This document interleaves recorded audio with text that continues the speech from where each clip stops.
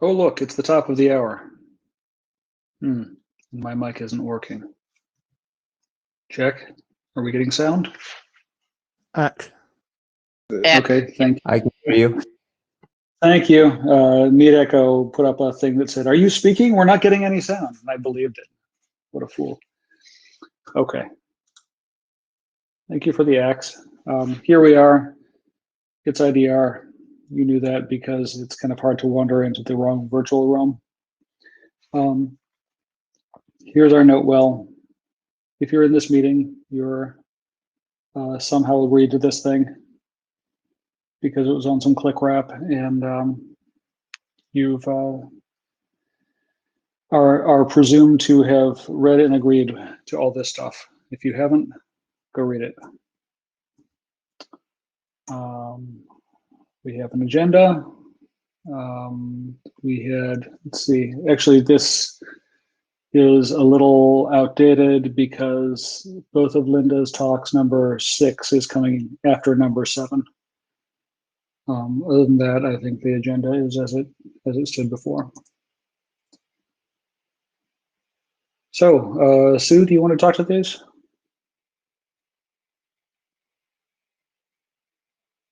Can you hear me? John, am I good? Yep. So I sent working group status out today. I am looking for Bgpls reviewers. If you have expertise in implementation or deployment, please let me know. We have 4 Bgpls documents which have just been approved.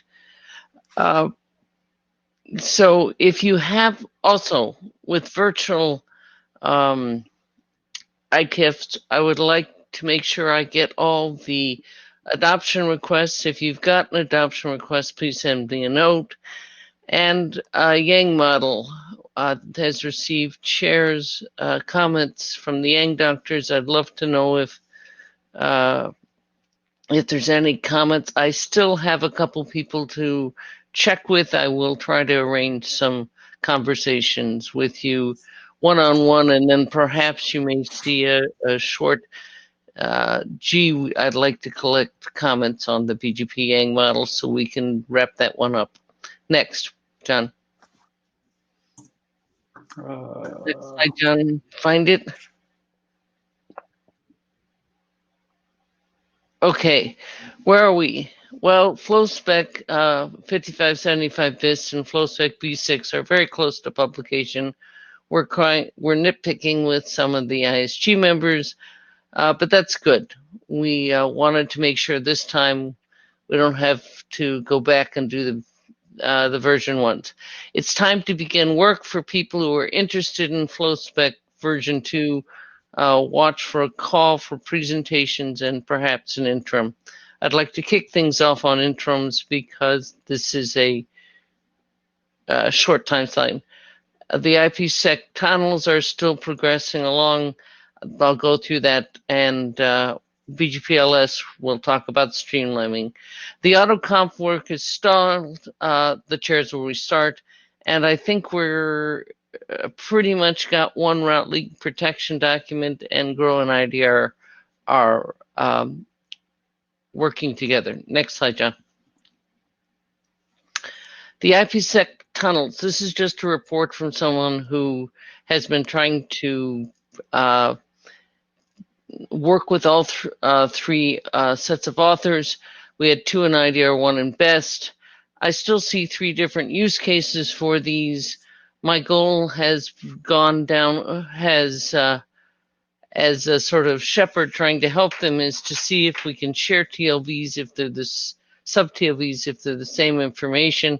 But the critical thing is that they get reviewed by the security area and or security directed so that when we come back to the ISG with them, we're not spending time iterating there. They all should be based on draft IETF, IDR tunnel and caps, and I look for clear specification. A non-goal is to force these 3 different use cases into one tunnel type. Next slide, John. And now Adrian brought us the Bgpls registries. Adrian, would you please lead this discussion? Yeah, sure. So you may remember we had a little draft to fix up the Bgpls registry allocation policy. So this was all set up originally in 7752 as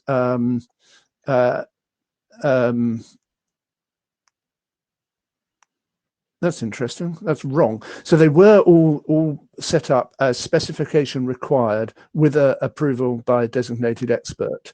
And the guidance to the DE there asked for a stable document as described in RFC 5226, which is now 8174. I can't remember.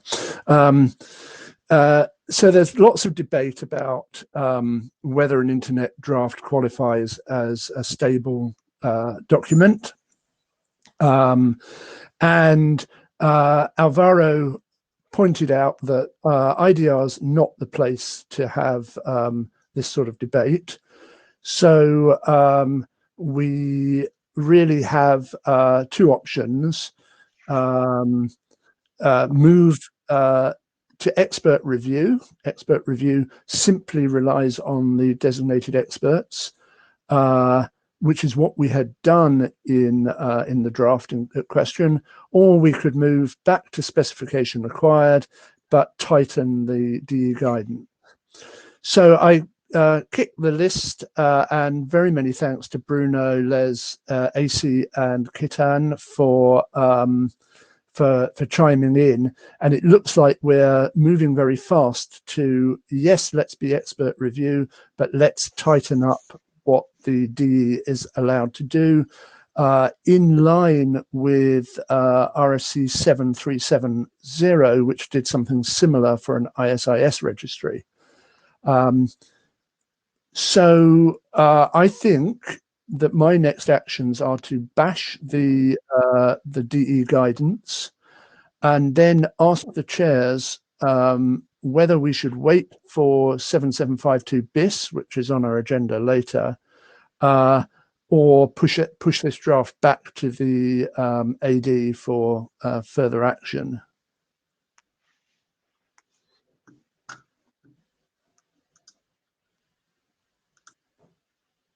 To ask that now, or do you want to ask that after you've bashed their document? I think the two things are entirely independent. Okay. That is to say that the text needs bashing, full stop.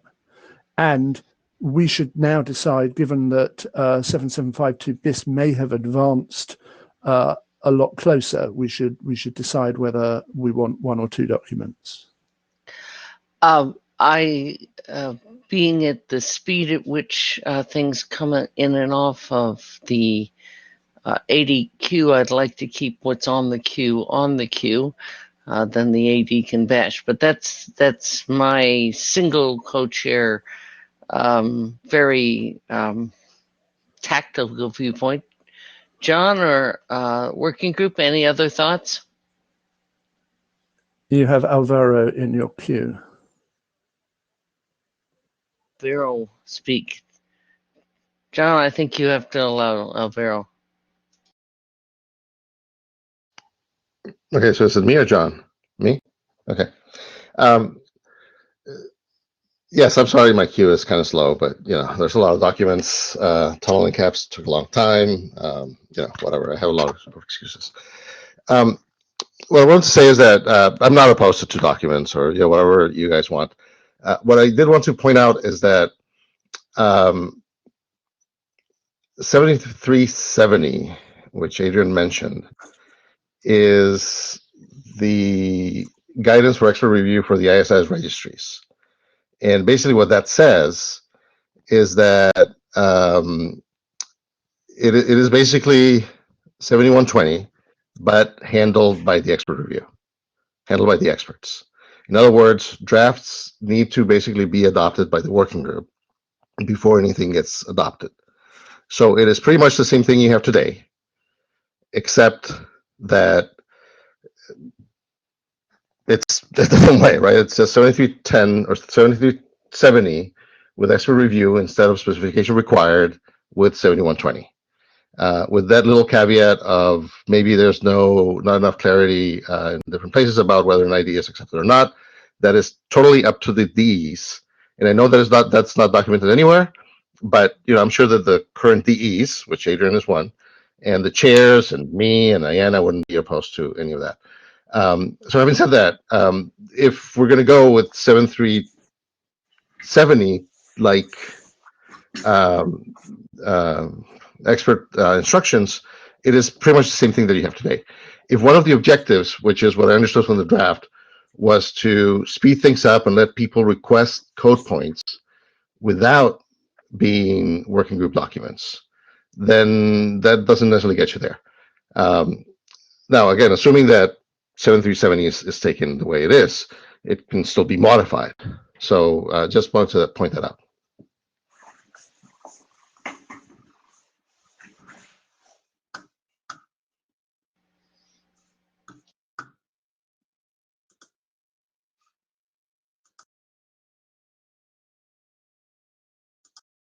Did you have any other comments?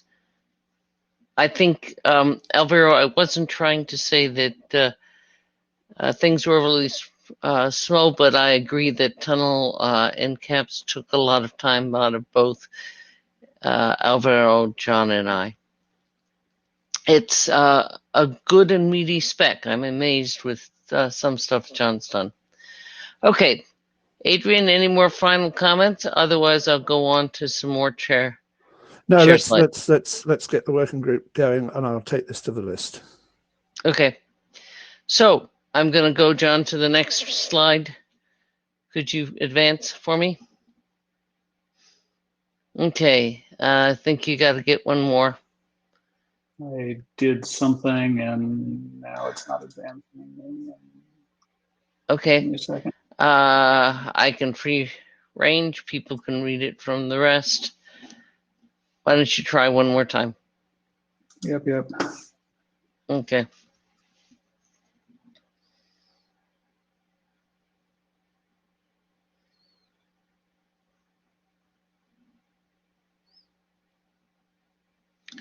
Okay, well,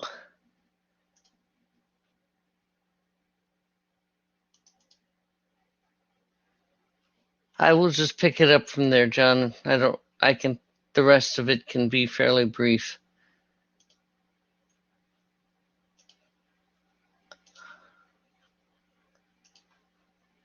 Okay, John's gone someplace. Okay, folks. The remainder is, give me just 1 second, please.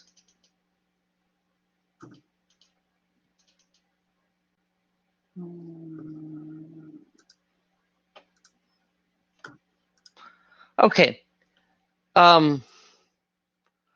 We have the auto conf design team, and this one I hope you all will take a look at. It sort of got installed, partly many things, but we're going to give a push. I have a couple dates in December, 8th and 15th. If you're on, thank you, John, you're back.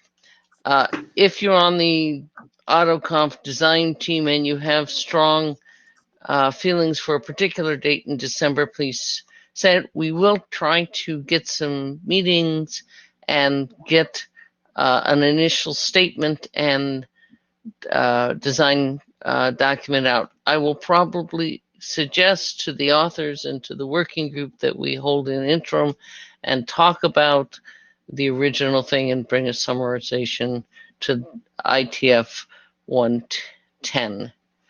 John, should we try for the next slide? Or was that?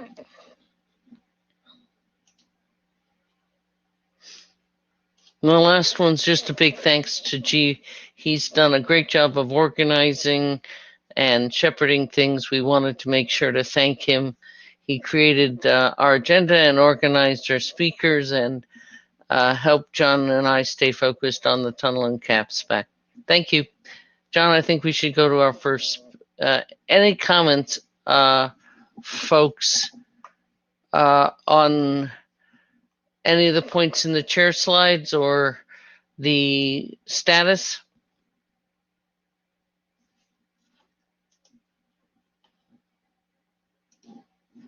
Seeing no comments in any of my things, we're going to go on for the first section. It's draft IDR segment routing TE policy. Hello, am I audible? I think so. Okay. Hi. Can you hear me? You sound fine. Okay. Just So this is a update on the segment routing TE policy. So BGP signaling of SR policies. Next slide, please, John. Just a quick overview. Not going to go to all the details. So this was presented a year ago now, and we have had feedback and inputs, a lot of discussions on the list as well, and all of those have been updated or captured in this update. Quick point that the base spec in Spring, which for which the BGP extensions are covered here, is also kind of getting ready for working group last call in Spring. Next slide.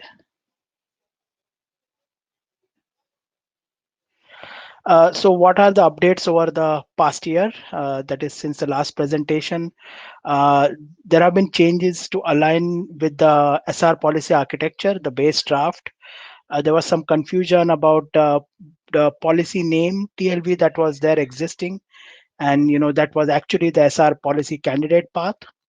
But then based on requirements and requests, we also added the policy name, again for alignment with the SR policy draft.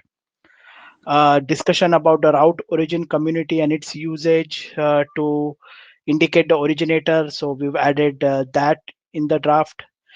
And then we'll go about the changes related to SRv6 in the next slide.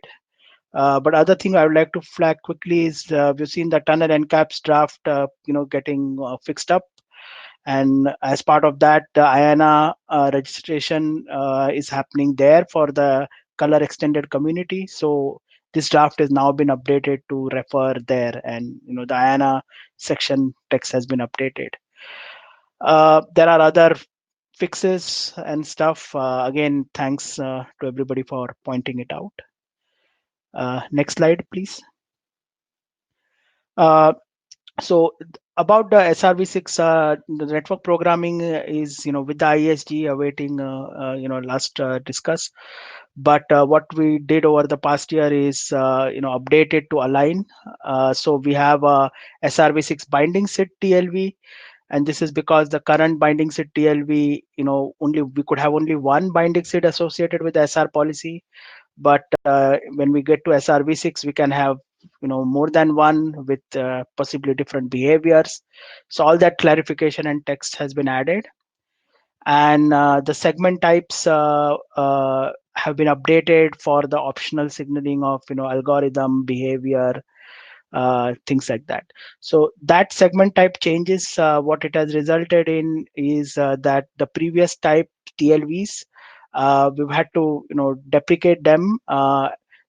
We had a check with some of the vendors, and whether they're deployed and used and all, and we got the indication that they may not be implemented or deployed fully as yet. But just to be safe, the proposal is to deprecate them. They are kept in the appendix, so we look forward to feedback from the working group on this one. Next slide, please. So next step is, I would say, preparing for the working group last call. The implementations have been updated with 2, but we're aware that there are more, so I would request to please update. And I think it would be good if we can plan a working group last call for this, preferably after the base one is done in Spring. Any questions or comments, feedback? Looks like we have a comment from G. Please go ahead. Can you hear me? Yes. Yes. Hi, G. Hi. Regarding this change in the segment types, there's also a draft on the TLSP distribution to report the. Yes. Yes, I think we need to. There's Yeah, you're also right. a list of the segment types. Maybe there needs some alignment or simply reference Yes. this one. Yes, you are correct, G. I think we need to work on that as well. We'll work on that. I mean, you are also the co-author there. We'll work on that offline. Yes. Yep. Yes. Okay. Thanks for bringing that up. Yeah. Okay. Seeing nobody else in the queue, I guess we can move on to our next one. Yeah. So this is an update on the RFC 7752, the Bgpls BIS that Adrian referred to earlier. Next slide, please. So we have had since the RFC publication, and even before that, we have had a lot of implementation and deployment now with a lot of use cases.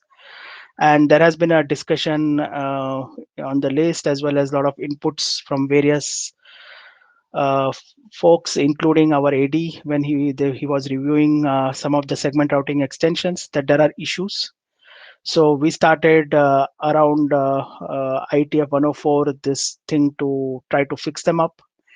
The draft was presented at 105 a little over a year ago, and then it was adopted. So it's been a year now, more than a year. So I would like to thank everybody again for a lot of feedback and input. A lot of it on the list, but there was also a lot of off list comments. Next slide, please. So we have tried to capture, as editor for the working group, we have tried to capture everything in all those inputs and comments. I didn't want to go over all of that, but I would like to point that the appendix has list of all the changes from the base 7752. It's like a kind of a summary. And then actually you could run a diff. There's a link there to check what has actually changed from the base spec as well. I'm hoping that this helps the working group actually go through review and make sure that everything is okay and we are done. Next slide, please. So INR considerations. We discussed. There is a draft that it's in AD evaluation. Whatever gets updated or accepted there, will also incorporate that here in this draft. Personally, I think that it is required or good to progress the Bgpls registry draft as a point fix RFC. It would go through much faster. So that's just my preference, but we'll look for working group. Next slide, please. And this is the last one. Really, all issues and all concerns have been addressed. Please let know if anything was missing.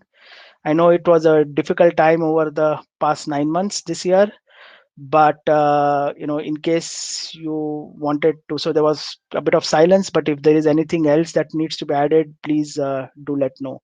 I'll also poll the list after this meeting. Last slide, I think, is the next one.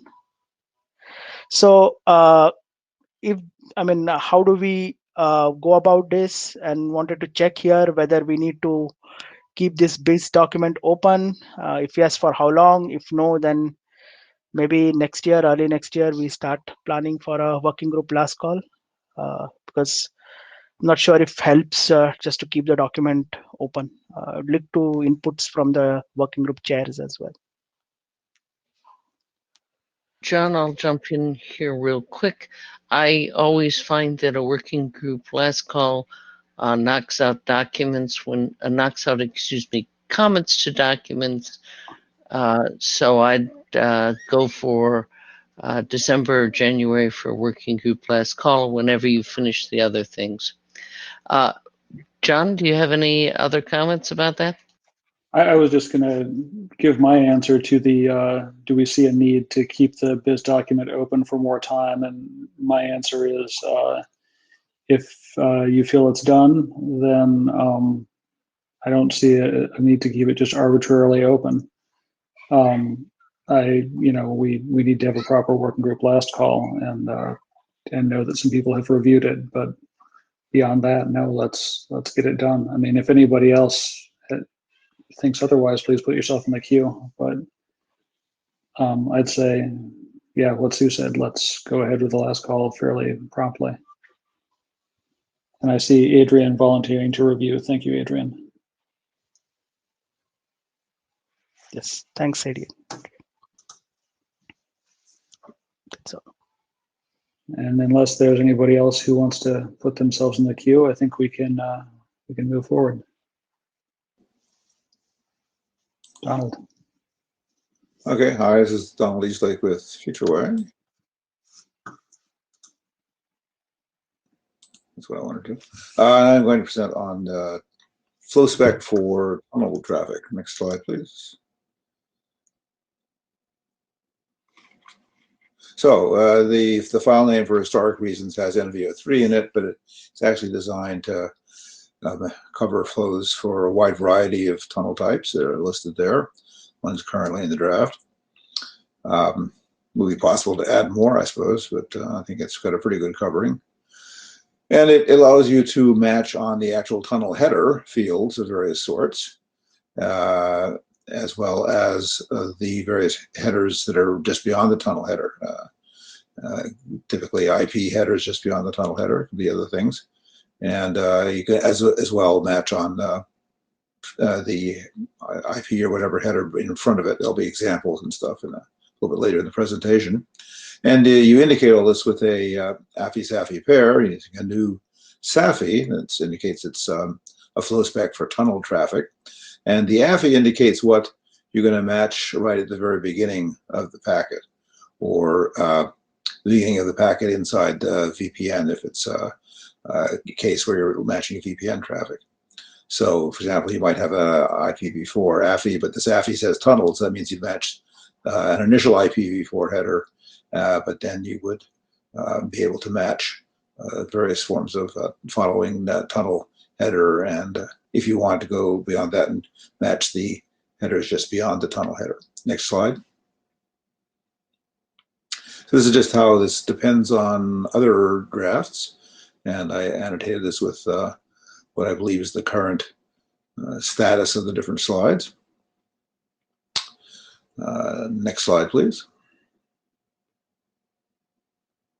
So this has been changed. The last presented version was 08. So 08 to 09, there were changes in the precedence rules to clarify things. Obviously, only when a tunnel flow spec is involved. The existing rules cover other cases.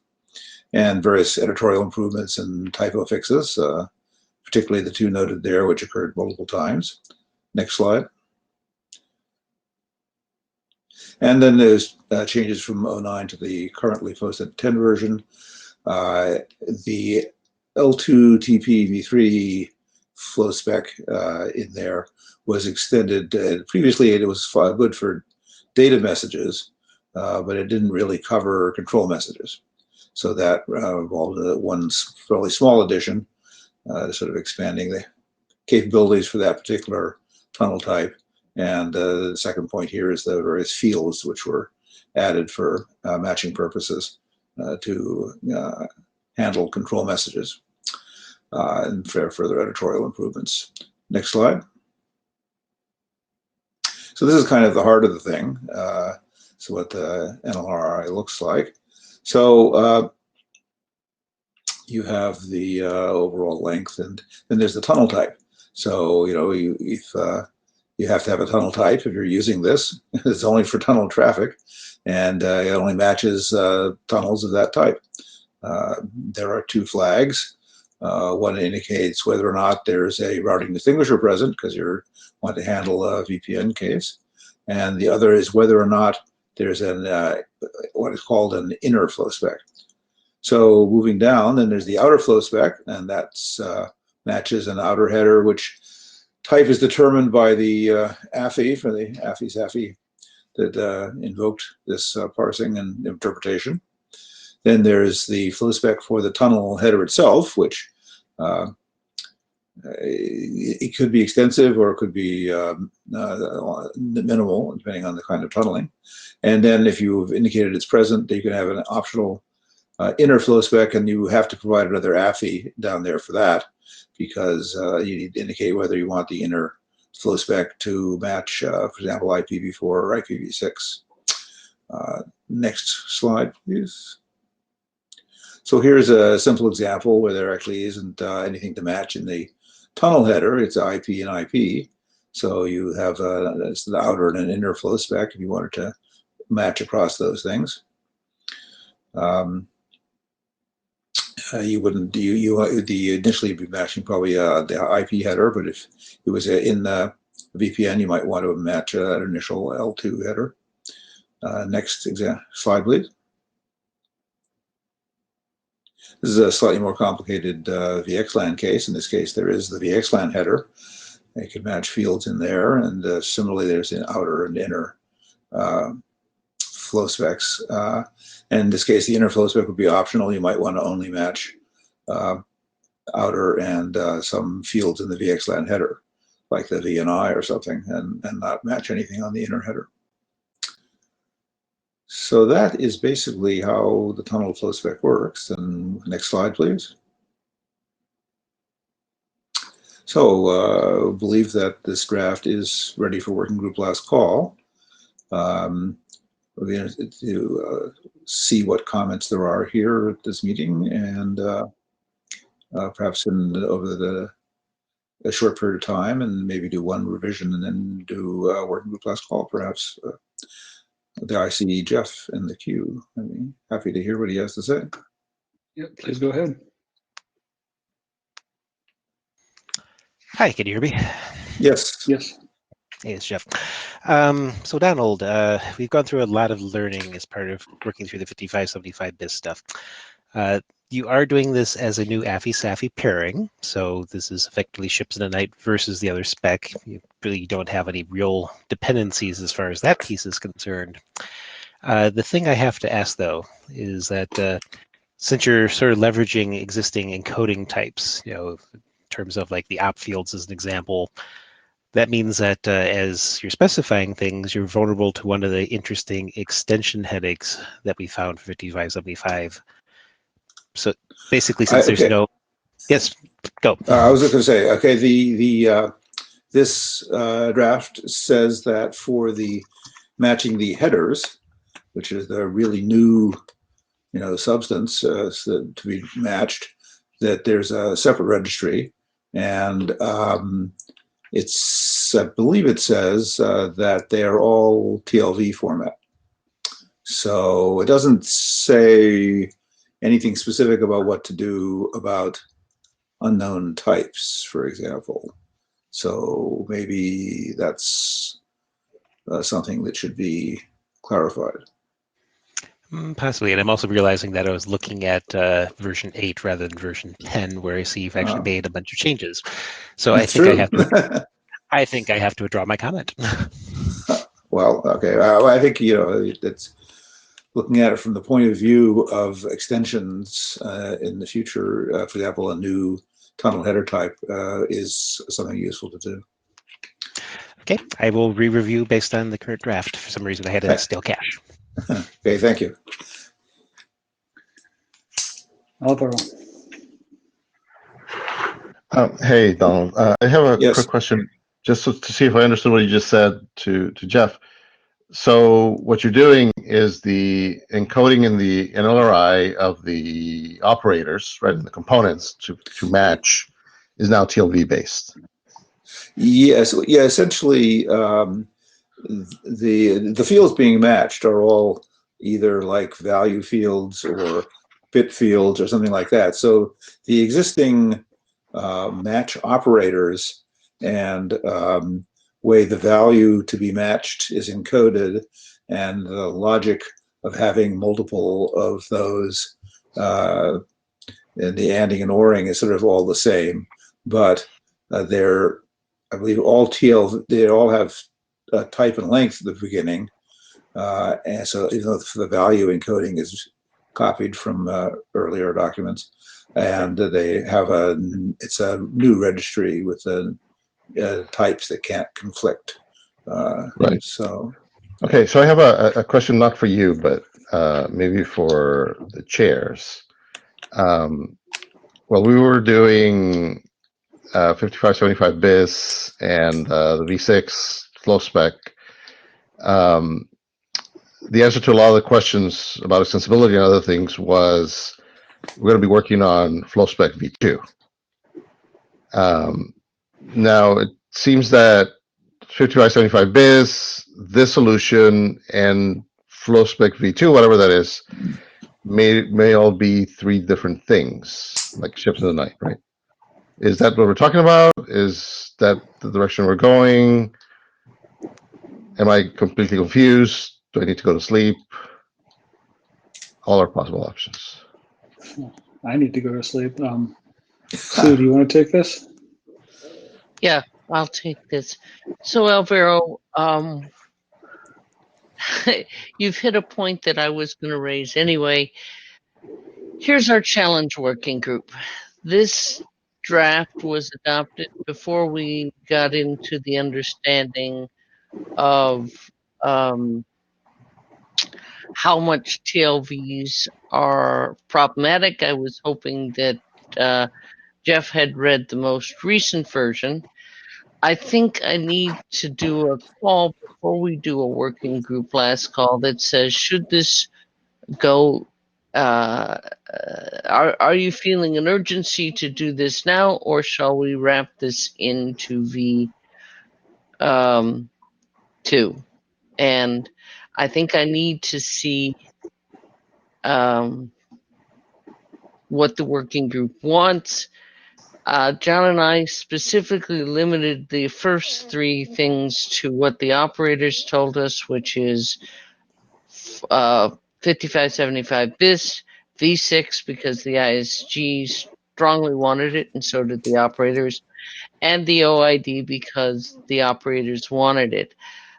I would love comments now. We also can take comments. John, should we take this to the list because of time, or shall we allow? Our time is okay for now, so let's Okay. go ahead and let the conversation go. I'd like some feedback. Should we delay this to? Are the operators waiting for this, or as I've announced, it's time to start V2? Shall we put this in V2? This document with what Donald's done starts to have all the TLVs. We don't know if there's any problems. It's sort of going toward that direction. Feedback working group.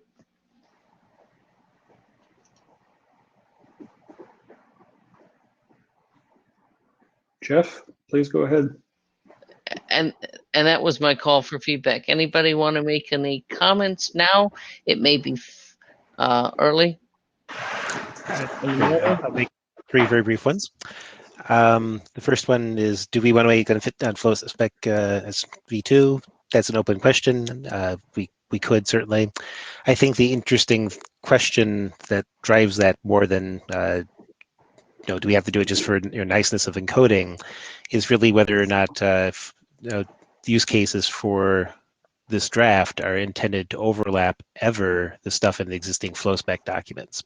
Because then what you would end up having is basically firewall rules that in one case deals with the tunnel stuff, and then you have a different case of overlapping with the existing use cases. If the two are intended to be mixed at some point, having them as separate AFI-SAFIs is a little weird. If it really can live as ships in the night, even if it's just temporary because of a strong need for the use case to be deployed, nothing stops somebody from shipping basically this version of the draft to cover the use case, and then we end up with flow spec V2, we end up with a merged form. That's my comment.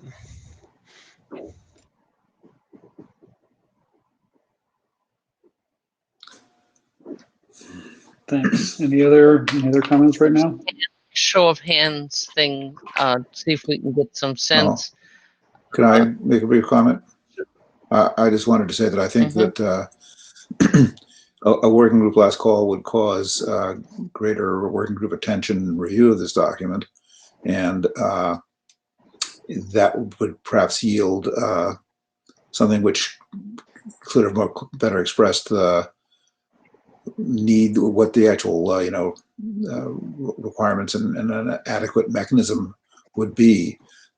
Certainly the flow spec needs, as indicated by this draft, should be one of the inputs to the V2 effort, I would think.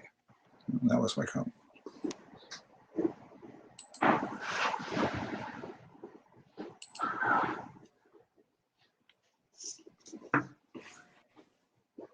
Okay, Donald, so you feel like I'm any other comments from other people? John, do we have people in the mic queue?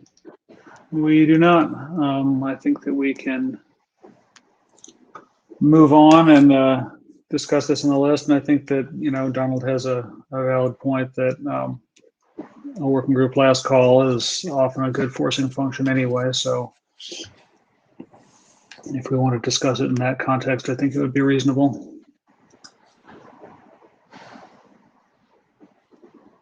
Yeah, we'll start there, but I'll put some details in the working group last call regarding flow spec V2. And exactly. Sounds good. Okay, John, I think, Donald, anything else you'd like to say about the working group last call? Nope. I'm in favor of Okay. it. Other than that, I'm for it. Thank you.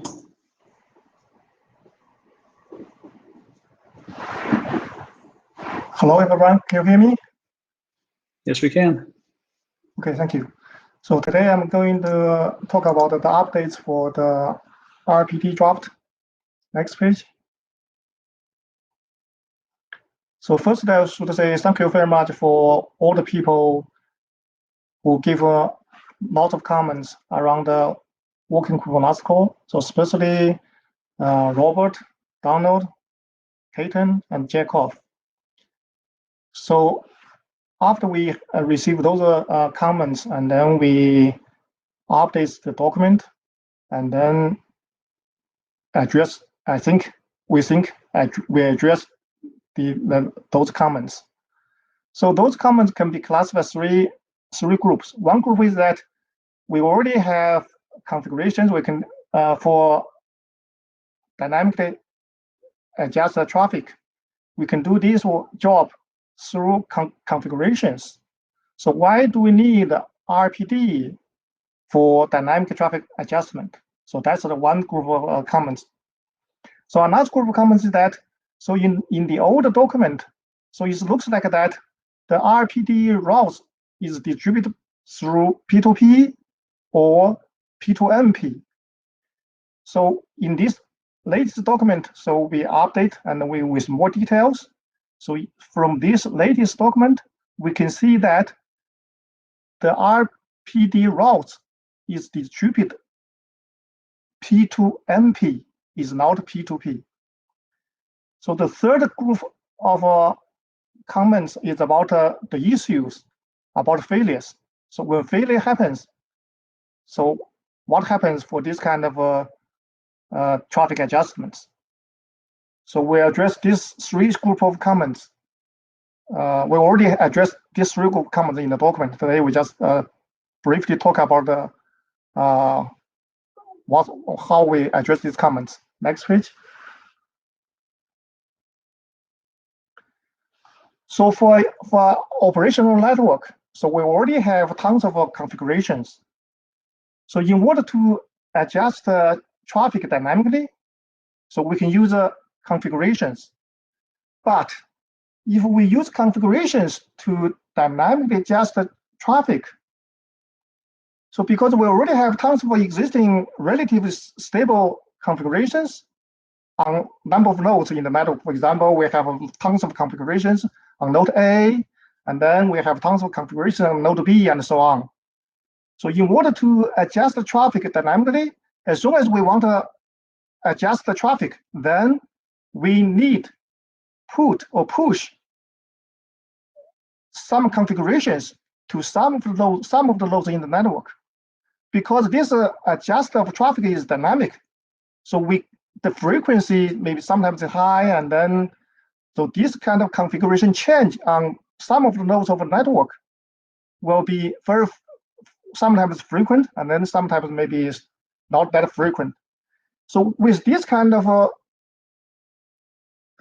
operation, so change configuration on some of nodes and then delete configuration on some of nodes, for dynamic adjust traffic will have some issues. For example, this kind of operation is very complex and error prone. In addition to that, this kind of dynamic, we have stable configuration and then we have dynamic configuration keep changing. So this is hard for operators to maintain this kind of things. So with RPD routes, and then these issues or problems is resolved. So that's the reason we use RPD. Next page. So another group of comments from the last call is that people say that this kind of RPD routes distribution is P2P, and even though they can be a P2MP. So we address this one. So we through updates document with more details, and then through these updates, so we can see that RP route distribution is P2MP, is not a P2P. So here we show a typical application scenarios. So in this network, we have one AS, S1, and then we have another two AS, S2 and S3. So here we have a controller, and the controller is connected to a route reflector. So this route reflector is connected to all the other nodes. So here we just show the nodes A, B, and C. So in order to adjust the traffic dynamically, so we just let controller send RPD routes to route reflector. Then route reflector reflects those RP routes to all the routers. Here, for example, the RP routes will be sent to A and B and C. So this is a P2P, is not a P2MP. So after each of the routers receive this RPD routes, so it will apply the policy included in this RP routes to the routers or accordingly to the peers. Or, for example, we can apply those policies controlled by the peer IP address. So if a peer IP address is 0, then that means we will apply this policy to all the peers. So if this peer address is determined is not 0, that means we just apply that policy to that peers. So in fact, this peer IP doesn't change the P2P behavior of a traditional BGP. So next slide.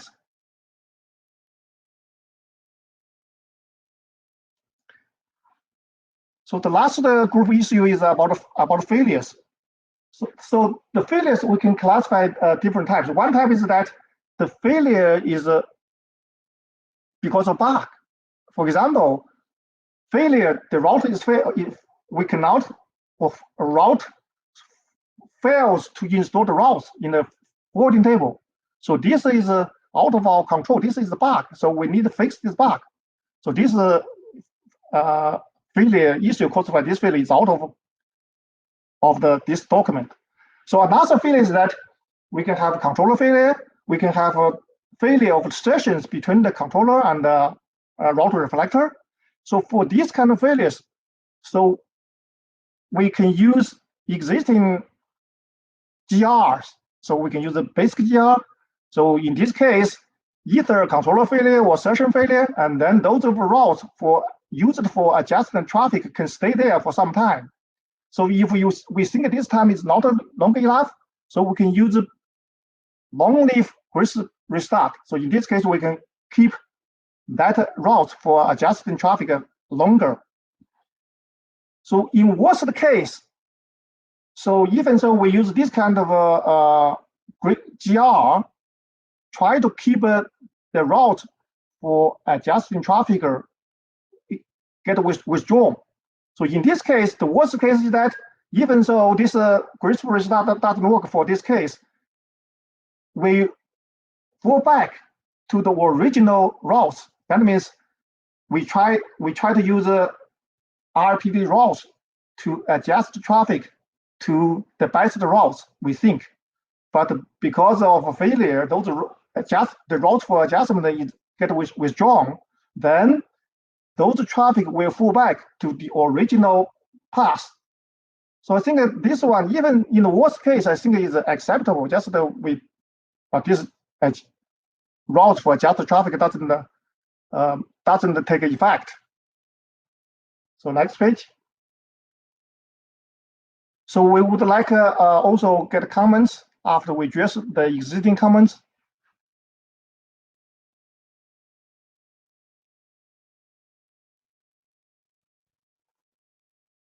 Man, anybody have comments?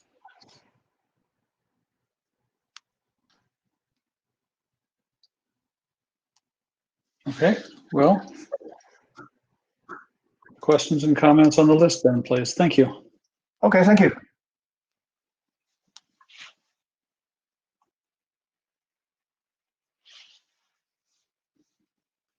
Yali, please go ahead.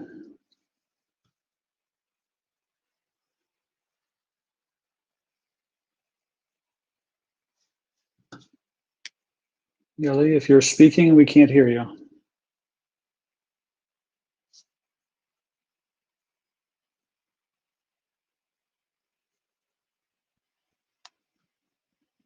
Yali, sound check.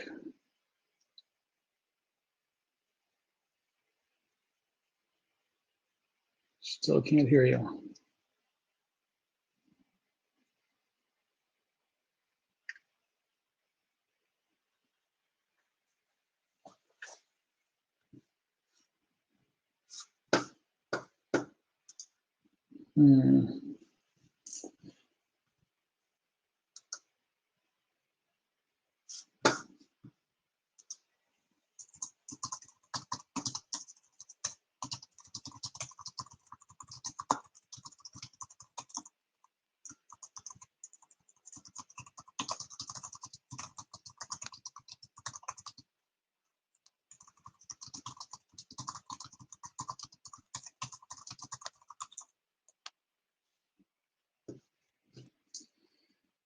Yeah, I think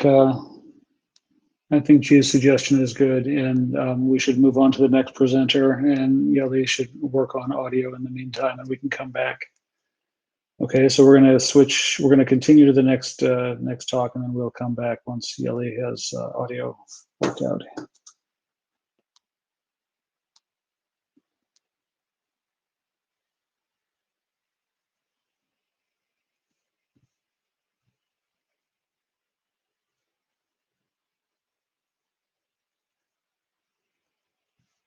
So next presenter, please. Wait, do we have sound from Yali? Oh, hello. Hi, John. Hello. Yes, yay. Oh, yeah, I have some problem. Good to hear you. Okay, please go ahead.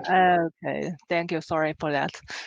Okay, this is a draft about the IFIT capability and advertisement. We have defined extension to BGP protocol.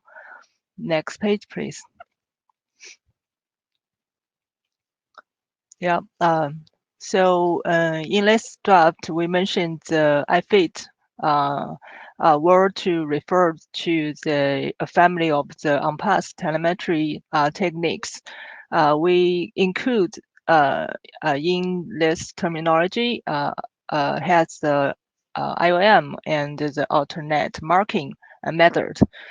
And we also considering the IFIT domain. It means that the performance measurement domain. So from the security consideration side, to avoid the IFIT data leakage outside the domain, so we need to make sure the IFIT decapsulating node, that is the tail node, must remove the data field.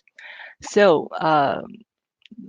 that's why we extend to the BGP protocol to advertise the IFIT decapsulation node capability to the head node. So taking this extension to BGP protocol, the head node can collect the information to know whether the tail node can support the specified IFIT capability before insert the IFIT command into the traffic packet. So from this motivation, we define two options in this draft to make the extension to BGP. The first of all is the extension to IPv6 and IPv4 address specific extended community. And the second option is to extend to the BGP next hop capability. Yeah. Next, thanks. So from first of all, we need to define the IFIT capability. What is the capability? So here we mention the format field we defined in this draft. Here we see this is a 16-bit bitmap field. It includes the 5 options bit to indicate which kind of the performance measurement method can be supported at the tail node. It includes IOM and alternate marking method. Next, thanks. Next slide. Yes. So here is the option 1. It is the extension to BGP extended community. Here we are considering to extend to the IPv6 and v4 address specific IFIT extended community. We considering this is a transitive optional extended community. So we can use this to notify the IFIT capability to observe the tail node to its partner. I mean the IFIT encapsulation node.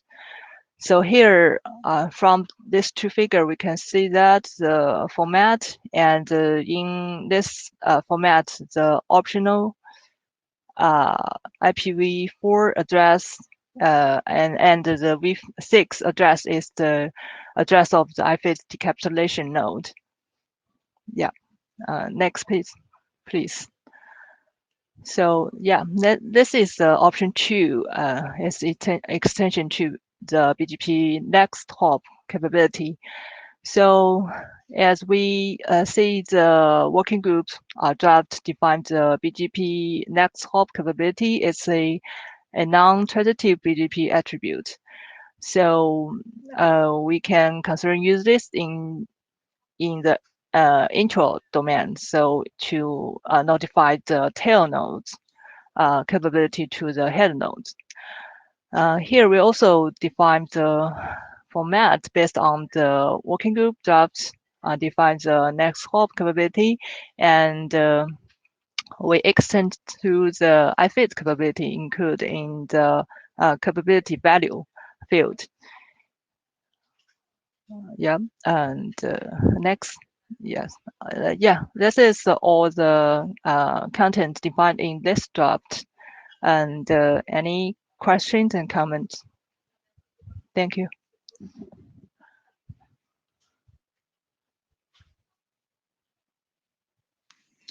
Thanks. Any comments? Okay, queue is empty, so let us continue. Thank you. Thank you.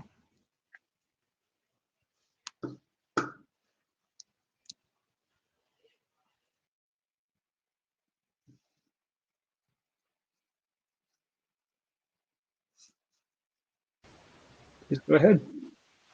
Okay, thank you. I'm Yao Liu from ZT, and this draft is about the BGP extensions of SR policy for end-to-end path protection. Next slide, please.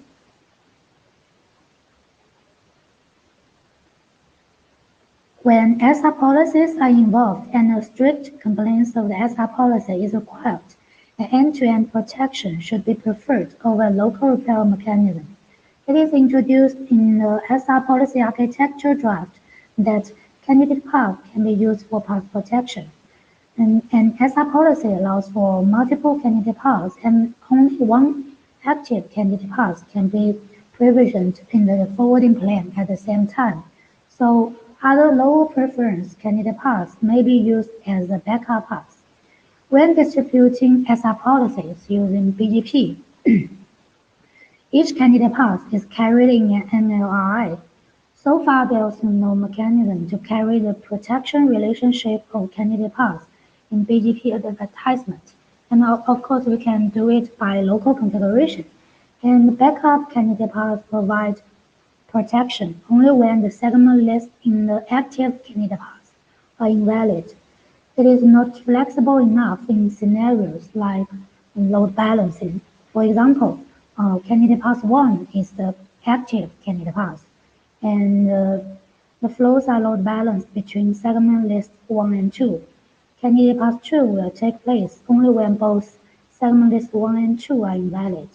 If we want to protect segment list 1, so flows can still be load balanced between segment list 2 and the backup path after segment list 1 failed.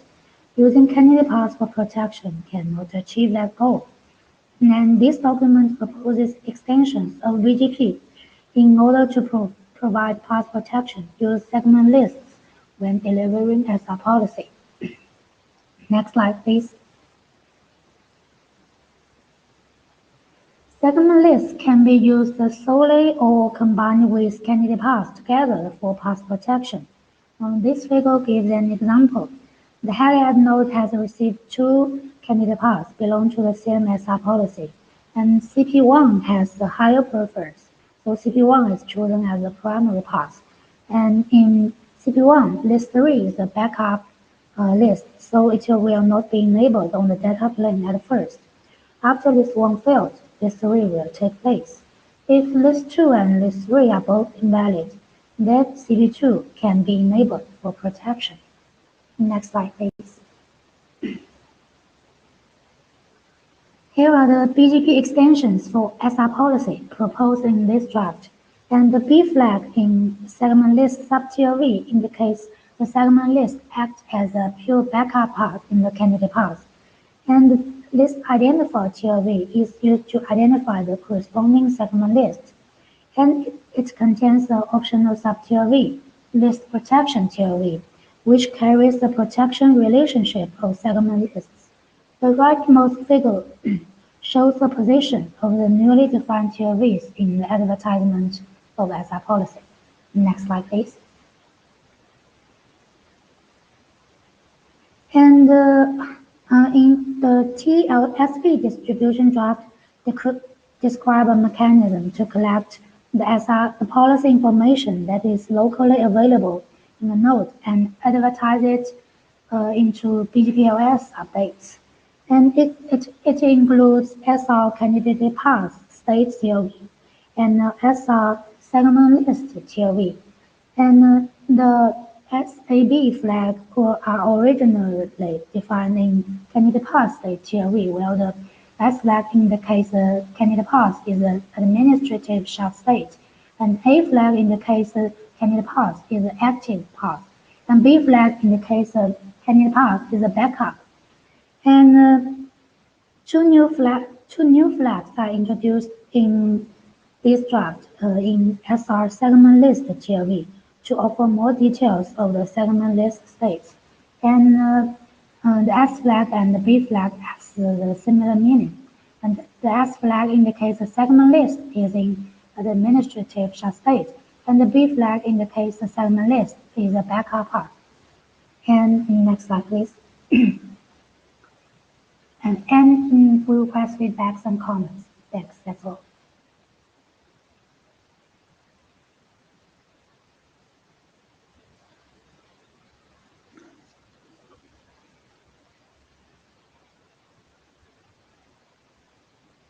Ketan, please go ahead. Thanks for the update of your draft. What I would suggest is some of the proposals here, like having a primary and backup semantic within segment list of a candidate path. I mean, this isn't something that is covered by the base specifications in Spring Working Group. Also, this notion of primary and backup candidate path, that is something which is covered to some extent. But then there is also the way the candidate path selection happens. What I would recommend is that please get the work reviewed and hopefully adopted in the Spring Working Group before adding protocol extensions for it. It's just a suggestion. Yeah, and Okay. Thank you.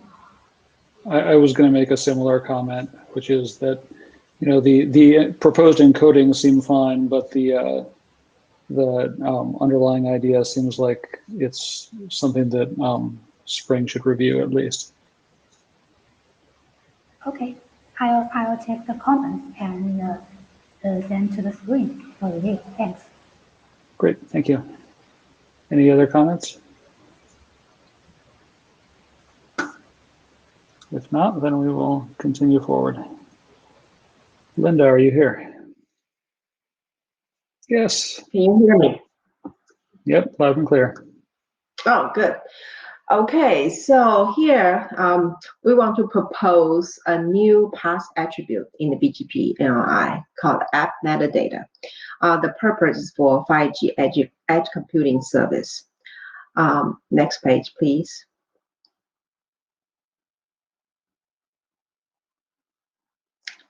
Okay, so the purpose is to, for the 5G edge computing, be able to propagate the running status, including environment, including site prefix, site preference or capacity, into the ingress router for them to make intelligent decisions to achieve optimal performance and the user experience. Next page. So a little bit background. 5G edge computing is a project in the 3GPP SA2, and this is defined in the TR 23748 or the release 17. They have identified many use cases.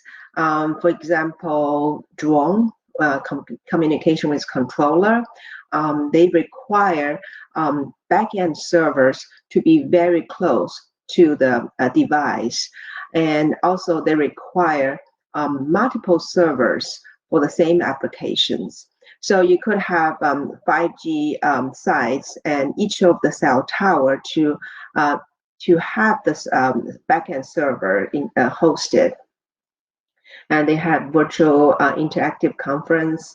All those use cases being identified there all have the requirement of the short delay. So one of the characteristics of 5G system is the sites are very close in proximity. So you can have one site, like you have a bunch of UEs, user device, anchored into PSA. PSA means packet session anchor.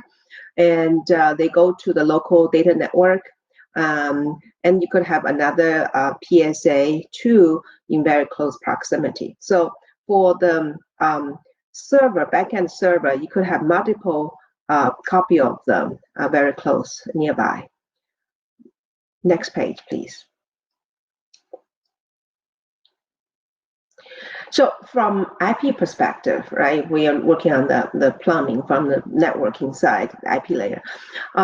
More and more, the trend is to use Anycast address to represent all those duplicate servers, not duplicate, multiple servers for one application. Anycast have lots of advantages, but traditionally have been used in many like far away geographic locations. So the benefit of Anycast is really for network to expose, to utilize or leverage the network routing layer to help application to achieve better performance and to eliminate the single point of failure of the local DNS resolvers or the application load balancers. And also many clients in the fixed network or in the mobile network UE tend to use their cached IP addresses for extended period of time. So even if you have local DNS resolver in each of the local data network, UE, when they move to a new location, they may not resolve to find a new IP address. So the benefits are great, but they also bring a bunch of issues. One of the key issues is when all those servers are very close in proximity, the routing distance, routing cost can be very small. And it's smaller than other factors. For example, in this example, you can have EAS meaning Edge Computing Application Server 1 in local data network 1 has high capacity versus EAS 2 in LDN 2 is overutilized. So when the UE moved to anchor to the PSA2, the performance, overall performance will be better if they are still served by the original EAS1. So the many factors affecting where the routing is. Another issue that quite different bring in by this edge computing is from the PSA2, the packet session anchor 2, there could be many UEs already anchored there, and they using their local algorithm to choose the right edge server, maybe EAS2.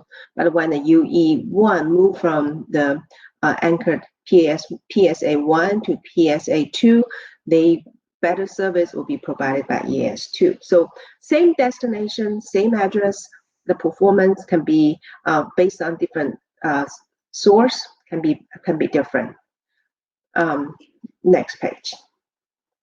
Sure. Linda, do you want to take questions interactively or hold them till the end?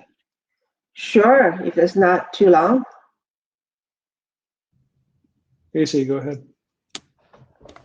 I'm just wondering if it's an Anycast address, how do you bind a UE to a server, because you don't want it to, assuming there's state associated with the UE. Okay, so you mean that when the UE moves to a new location, how do you bind to the original I mean one?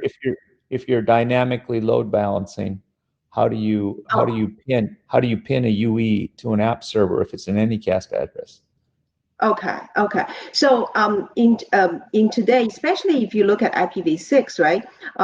They have a flow label. So many today's routers support putting all the flows, all the packets within one flow into one path. Okay, that's one criteria. Later on, I can explain some of the criteria for the put into the ingress router so that they can guarantee that a packet belonging to one flow always anchor into one particular instance of Anycast server. Okay. Roy?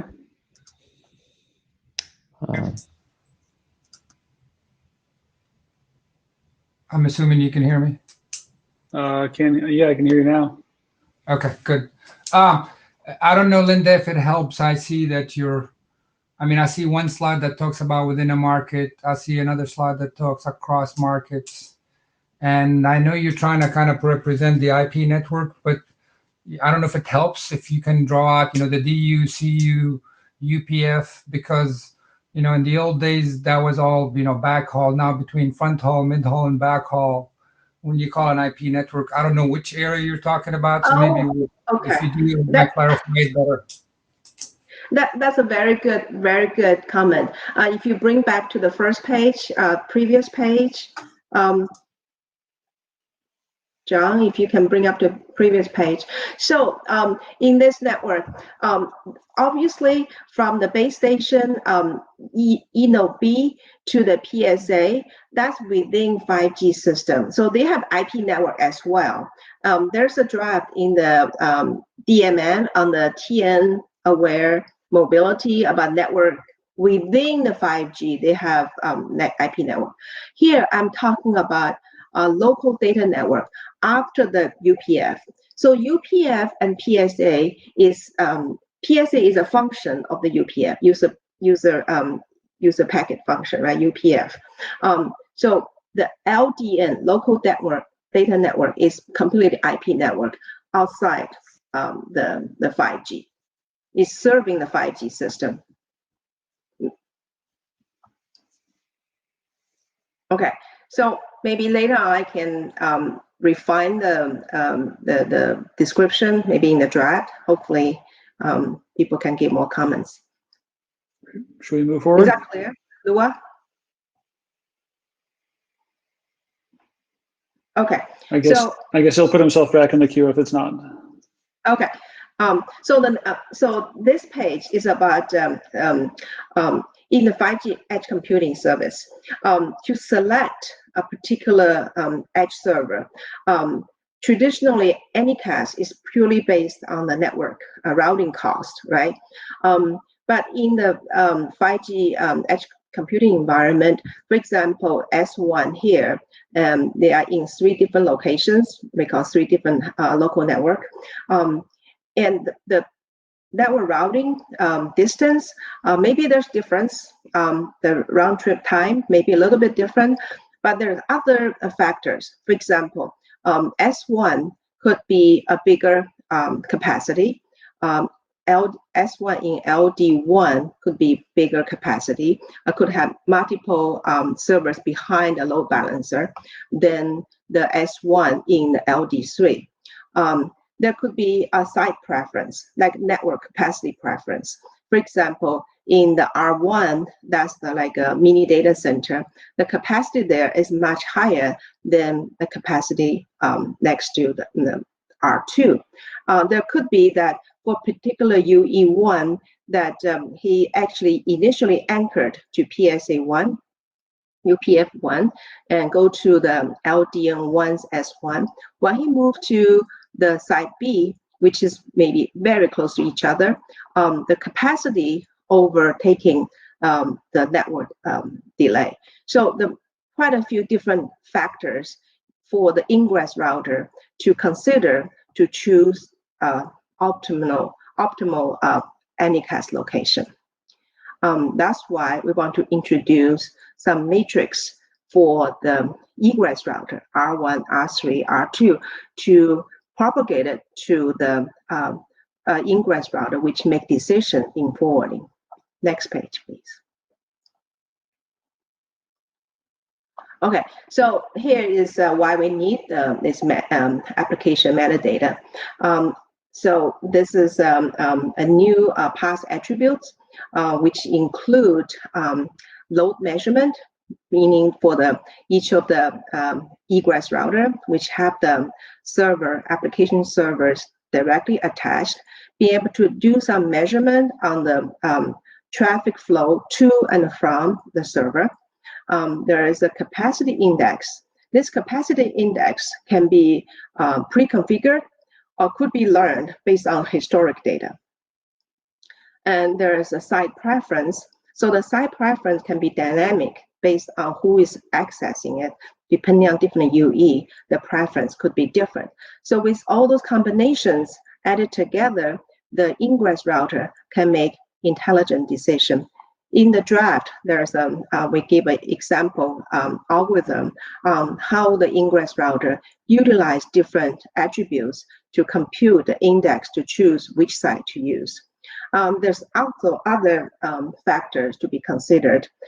In the RTG, there's a draft on the make it transport network transport aware mobility.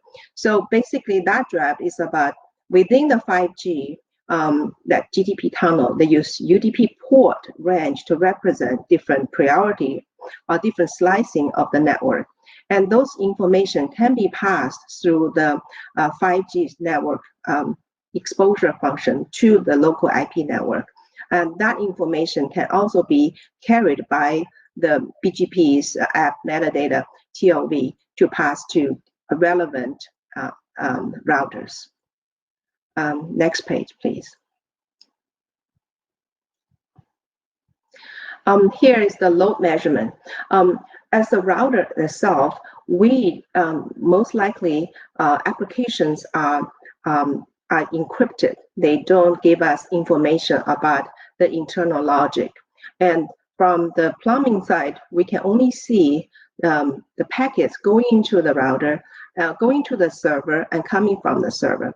And from historic data, an analytic tool will be able to measure like this particular hour's traffic amount is much higher than the historic ones, or much lower than the historic ones. And also the delay from the response, compare with the historic data through some kind of self-machine learning algorithm, be able to figure out that whether the server is overloaded or underloaded. Of course, that is all out of the scope of this particular working group. For IDRs, BGP, we just want to be able to carry this information. Suppose the router, egress router, have the information. So for load measurement, so far we define two types of load measurement. One is the raw measurement. The raw measurement can be useful for analytic tool. Like suppose there's an analytic tool attached to the raw reflector, and that needs the raw data for future prediction. Another matrix to be propagated is aggregated index, so that suppose all the routers belong to same provider, they can have the same algorithm. For example, here, kind of weighted about all those different measurements, they added weight together to come up with the aggregated load index. And this index being propagated to the ingress router. Next page, please.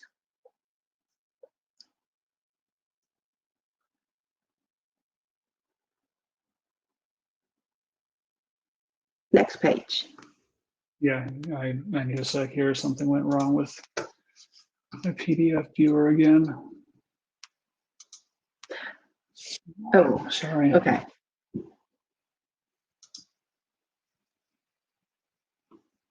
I'm going to unshare my screen and then reshare it.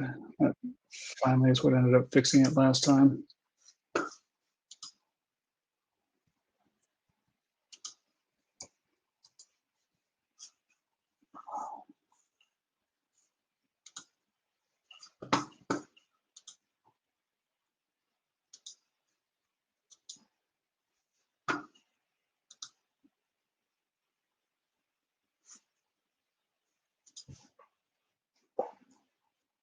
Okay, one more second, we'll be back in business. So when you're working on this slides, I just want to mention that there was a side meeting on the compute first network. That is assuming that application server, the computing services can expose the internal logic to the network, and having the routers in the network to be aware of the computing resource being utilized by different app server and be able to forward it appropriately. So those kind of information can also be carried by those app metadata pass attributes. Of course, they may introduce some new sub-TLVs to indicate the detailed attributes exposed by the app server. So here is the capacity index. So the capacity index is just a value which can be configured or can be learned through the past history. The preference index is actually referring to specific applications, application servers, and that is also can be configured and can have the configured algorithm to calculate the preference index. Okay, next page, please. Before I flip, would you like to take AC's question now? Sure. AC, go ahead. Hey, Linda, I think you need to, I mean, it wouldn't be the only way to implement it, but I think you need to specify how this forwarding plane, like a reference model for this forwarding plane that you're envisioning. You can't just wave your hand and say IPv6 has a flow label.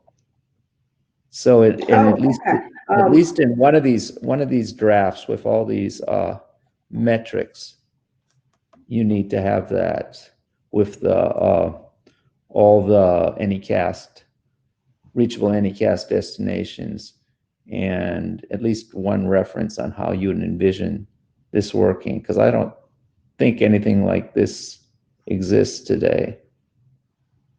Okay, I will add the section on that. You know what I'm talking about, right? They support flow-based forwarding. Okay, I will add that. Thank you. And we have a couple more in the queue, so you want to keep taking those? Boris, please go ahead. Thank you, John.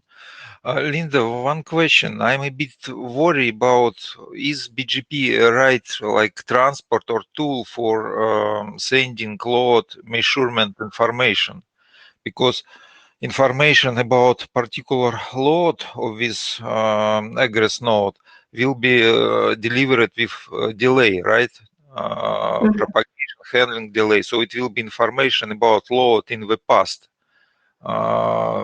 And my concern is about how actual this information will be to make decisions about. Okay, that's a good question. So here we're not talking about transit measurement. We're talking about historic measurement. So you're talking about, like, for example, last 24 hours measurement versus last 1 hour average, and or last 1 month average. So it's not about very transit.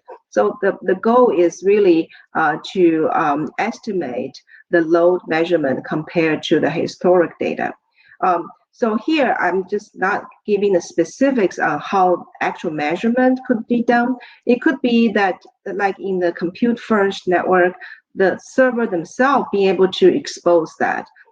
They could use other information, maybe Geneve header, to be able to expose the internal requirement, a desire. So that is not specified here. Here, I'm just saying that when those information becomes available, need to be propagated. I'll take AC's comment and give an explanation. Just assuming certain, like a reference design, like how the flow, basically how it will work in the next revision. Thank you. Luai, please go ahead. I'm guessing you can hear me. This is just semantics, it's not technical, but you started with saying edge compute, and I see multiple IP networks. You gotta think about what qualifies as edge. If you go across multiple ISPs and you're all the way across the one, is that really an edge compute? So I think it's semantics. I know I looked at it, some pages I see where it's edge compute, some pages I don't know if that could be called edge compute. So that's just for your reference as you look at it, if you want to look at it. Okay, I'll clean up the draft. This is 0.0 version, so thank you. All right, let's continue. Okay, so in terms of propagation of the app metadata, we could use the RFC 4684, the RT constraint distribution, only distribute the information to the relevant routers, because if you look at edge, those services like edge servers, they are not everywhere. and also that not every ingress or PSA would have the user device interested in those services. So the distribution doesn't have to be broadcast to every router. Since there are much more numbers of edge servers, application servers than like RT constraint being meant for the routers. Another alternative is to create this app server bound group. So this group can be statically configured or can be each ingress router can ask for the network controller who are the ones interested in this particular service. Also need a time to live, because for any service, the time, if there's nobody inside anchored to this PSA is interested in that service, then that ingress router to the local network doesn't have to be receiving the information about a specific app server as well. So these are just about the scope of the propagation. I think that's it. Next page. Oh, here is about another unique feature that our IP network can provide better than the DNS server can do. We call it soft anchoring of anycast flow. Next page. So this is referring to this particular specific requirement by the 3G edge computing. So for app server, for example, app.net, right? App.net has servers located attached to R1, R2, and R3. What they want to do is my preferred location maybe is at R1, like for the app server. And but if something fail, either server fail or either the server is overly loaded or something happened, I want the service to go to E2 or E3. So in networking, we have done a lot of protection, right? This is can be achieved by assigning multiple addresses into one app server. We can achieve we call soft anchoring, because it's not specifically anchored to R1 or this app server.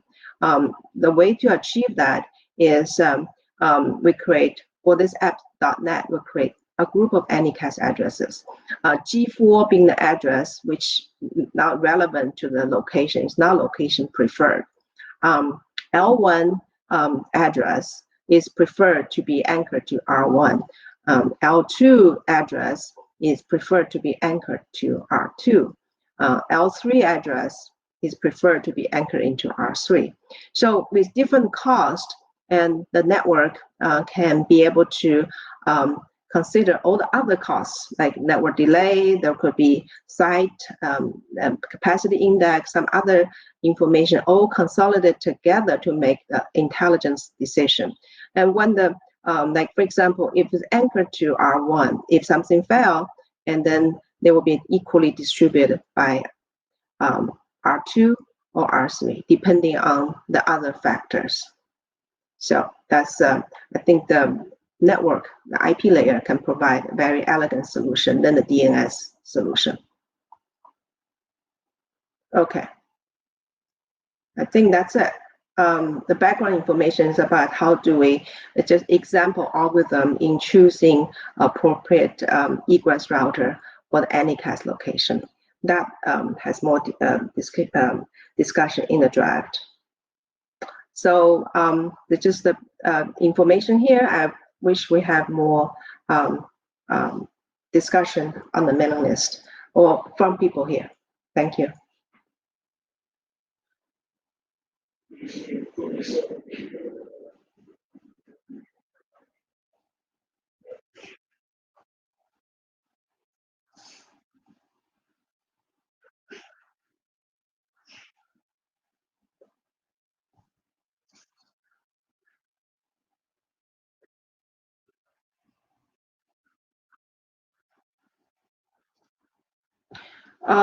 We don't expect to be very dynamic. We expect to be hours or days. Those are the average.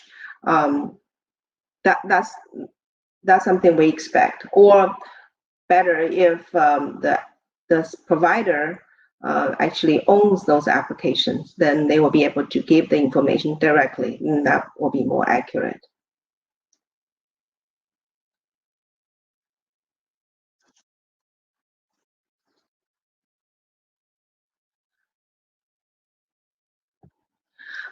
Okay, so if you look at, there was a talk at the NANOC a couple of NANOCs ago. They talk about using Anycast to provide for all their services. They talk about like they can change the cost, they can change the peering policy, but they're talking about in terms of months. The traffic pattern can change. So that's with the manual intervention. So with this approach, the egress router dynamically measure the packets, and the adjustment can be in hours or minutes or days, much faster than manual reconfiguring the cost or reconfiguring the peering to better balance the load to distribution to the Anycast servers.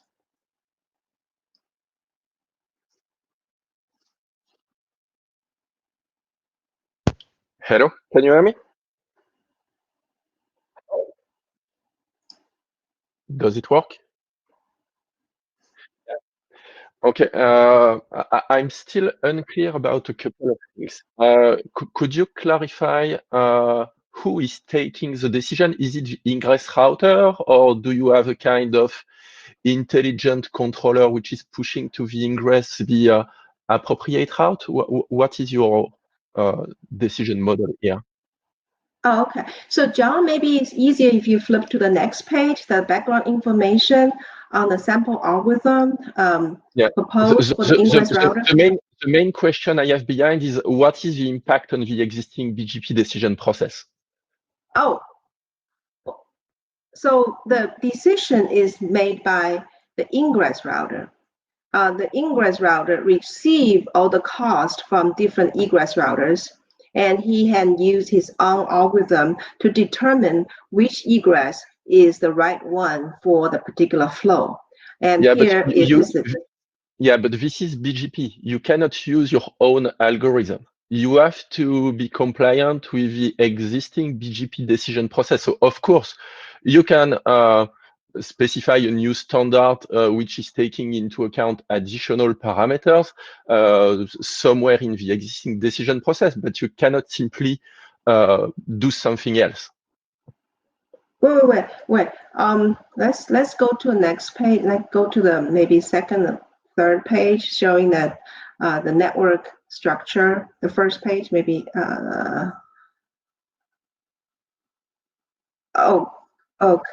Okay, yeah, this page. So the goal of this BGP is to distribute the information. Once the information is distributed to the ingress router here, and today he used BGP to choose appropriate egress router. That's all true. But in this 5G edge computing environment, the ingress router is part of the UPF or PSA packet session anchor, and he will not only just use the network routing as the only criteria to choose the egress router. He has to consider other factors because different. I completely agree with you, Linda. My point is just because you are using BGP, you have to comply with BGP, which means that you cannot simply override the current decision process. You can insert something into the existing decision process, but you cannot bypass it completely. Otherwise, you have a non-compliant BGP implementation. And if it's the way you want to do, simply don't use BGP and write your own protocol. That's also fine. But my point is just, if you use BGP, You can enhance the existing decision process by taking into account your delay preference capacity index or whatever, but this should fit into the existing decision process. And the question also is, if you want to do that, another way could be to compute your cost at the egress and use the existing cost attribute in BGP to carry it. That could be another way to do it, but the problem with that way, we have in the draft we did document that way. Okay, so the problem with that way is first of all, then all the algorithm, all the egress router has to be consistent. Second, you cannot differentiate which user, which input side it come from, because as an ingress router, he may need to have other informations in addition to the egress router running status, in addition to this cost matrix from R1. He may need other factors to choose, because, for example, in this for example, let's just talk about the router B, right? Well, router B, when he has the UE traffic coming to S1, if it's original UE, he will choose the S1 closest to him based on the routing distance or other conflictor matrix. But when there's a UE1 coming from 5G side A, re-anchored to PSA2, then this particular flow need to prefer to stick to the original server. Okay, so based on the source, he may need to forward it to a different server, and maybe using a tunneling, or maybe use the SR technology to send it to the egress R1. So the decision point should be considered that not only just the matrix themselves, the compute cost, there are other factors to be considered. Fair enough, but again, if you are trying to modify the decision process, you have to comply with the existing BGP decision process and try to fit your additional inputs into the existing decision process. That's my comment. Okay, we'll take that into consideration. Thank you very much.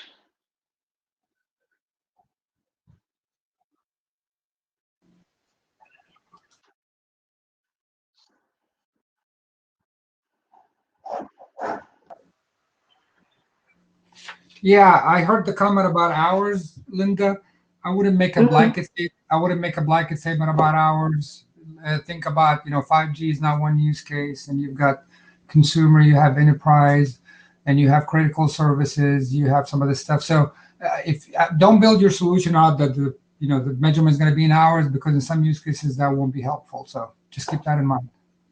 Oh, thank you very much. That's a very good input.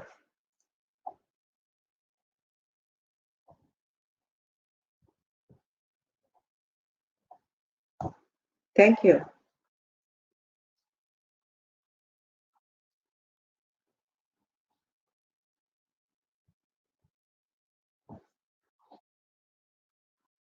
Okay, next one. So this is about SD1, totally different subject. Okay, so this is about SD1 edge discovery using BGP. Next page, please.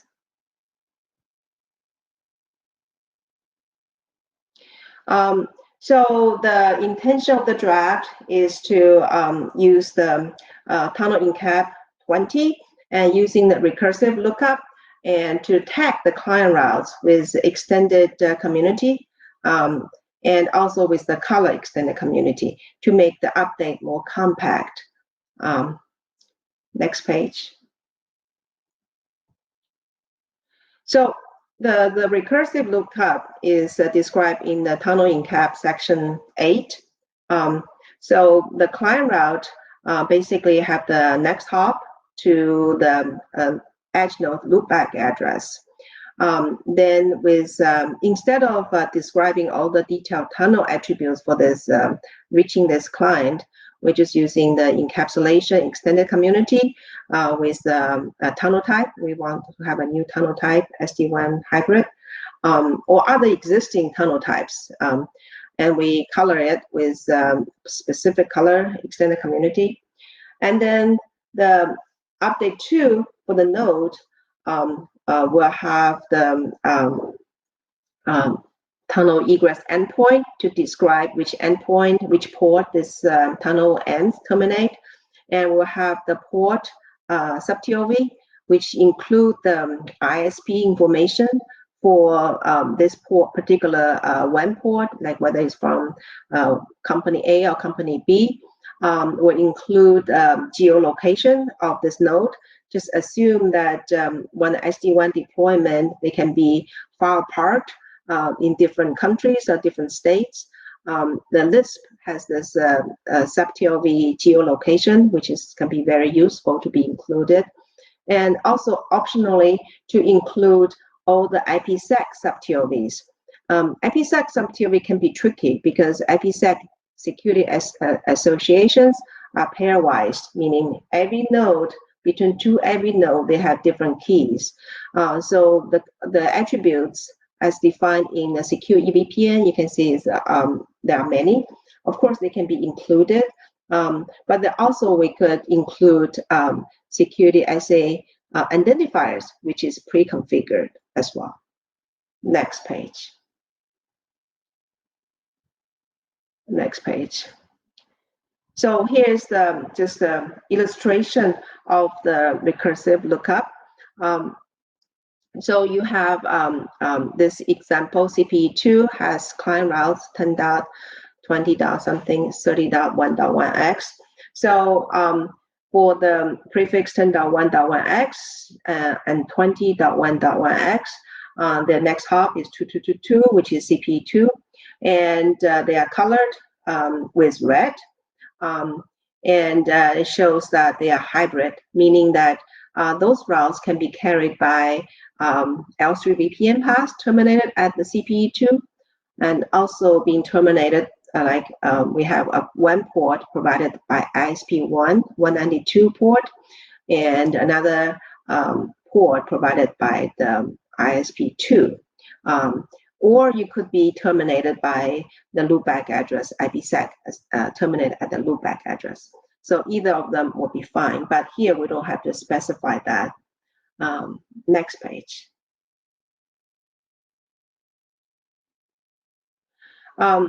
Here is update 2, which describe the detailed attributes. So one way to do it, actually we presented at the BATH yesterday.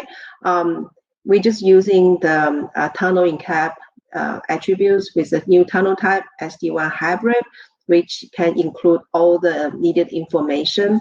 And you will have the color, you will have the detailed endpoint sub-TOVs, you will have the IP sub-TOVs or IPsec SA IDs. That's one way to do it. But more optimized way will be able to is to create a new SAFI, SD-WAN SAFI, which has the color which are applicable to all the tunnel attributes carried by this update. Just make the update more compact. Also, you can have, like, if there's a specific tunnel need be colored differently, like purple, for example, only goes to CPE3. You can use this tunnel, you can use the color sub-TOV to further identify the specific tunnel.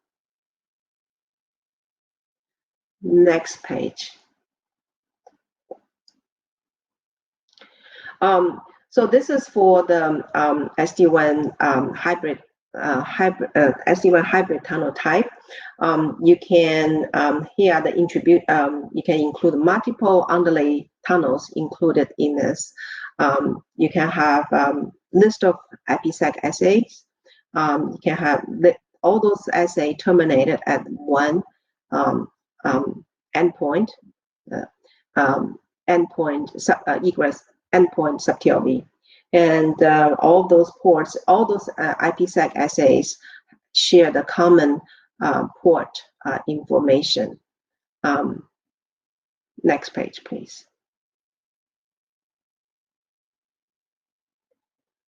Alternatively, the IPsec attributes can be included.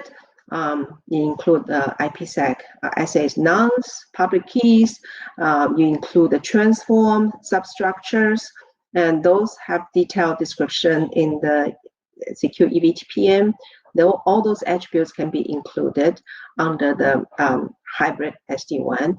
In addition to existing tunnels, like for example, you may have NVGIE, or you may have IP in IP.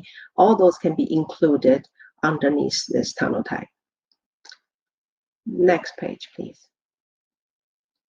So with SD-WAN SAFI, just to make the implementation easier, when the receiver receives the update, the color, SD-WAN color, will be applicable to all the paths, all the tunnels attached in this update, just like SR's color. Here are the detailed information underneath the hybrid SD-WAN tunnel type. Next page. For the SAFI, SD-WAN SAFI, we'll have two types. One is assuming that SD-WAN deployment is managed by one single company, or all their locators can be represented by local significant identifier. Another type is for large deployment, where you would require the geolocation sub-TLV to be included to uniquely identify the location. The geolocation sub-TLV is from the Lisp geolocation draft.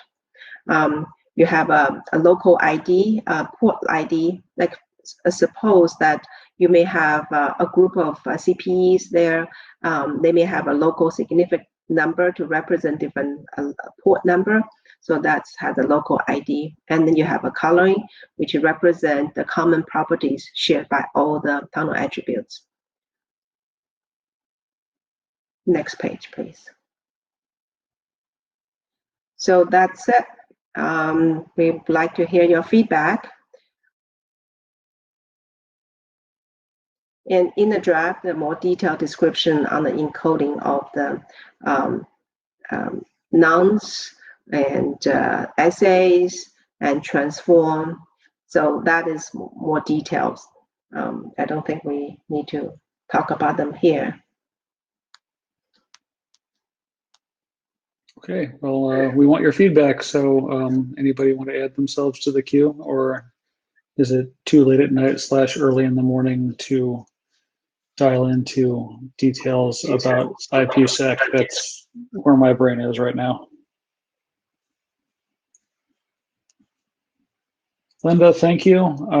Seeing the queue empty, I think that it's time for us to call it a night / morning / afternoon. Thank you. Thank you very much. Oh, AC? Oh no, he unmuted then remuted. I was just unmuted again. /IETF109. Say it again. /IETF109. Yeah, exactly. That's a wrap, everybody. Thank you very much. Get some sleep. Have a good day. Yeah, thanks. Later. Good night.